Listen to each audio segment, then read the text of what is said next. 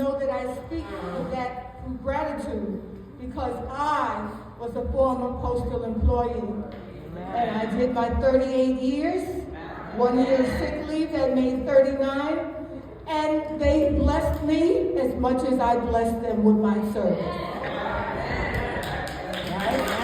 Thank you, thank you, thank you. I will be speaking on Lieutenant Colonel Charity Adams.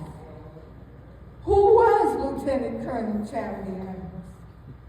The real-life leader was born in Cottrell, North Carolina on December the 5th, 1918, and raised in Columbia, South Carolina. She was valedictorian of the Booker T. Washington High School and attended Wilberforce University in Ohio, where she majored in mathematics, Latin, and physics. She taught math and science in Columbia before joining the Women's Auxiliary Army Corps in 1942. She attended the first ever African American office candidate school in Iowa and was promoted to major in 1943, becoming the highest ranking female officer.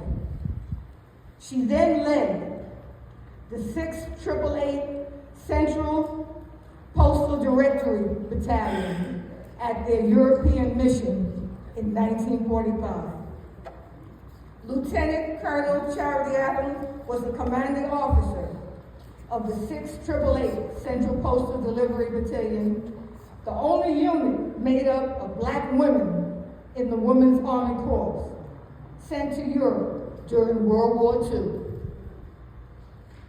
The 6th 888, as the battalion was nicknamed, was tasked with serving and sorting through 17 million pieces of undelivered mail in Europe. Remember now, that's 17 million pieces. Can you imagine? Yeah. They didn't have technology, they didn't have automation, they didn't have the things that they have now. And ensuring it was delivered to the U.S. soldiers. At this time, letters were the only way for soldiers to communicate with their families. And the 6th 888 motto became, no mail, low morale. Though they were given 6 months to complete the task, the battalion sorted the parcels in half of that time, just 90 days. The 855 women of the unit wanted to fight for their country, and they wanted to be of service. Those women were incredibly important to war efforts towards the winding down of the war.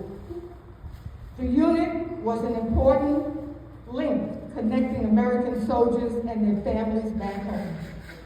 The soldiers had not heard from their loved ones, and their loved ones had not heard from them. No mail, low morale. Now, as a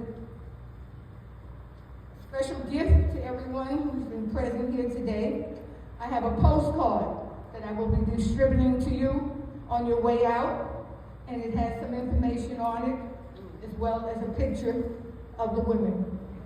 So without further ado, I want to thank you for your time and attention, and may God bless you. Amen.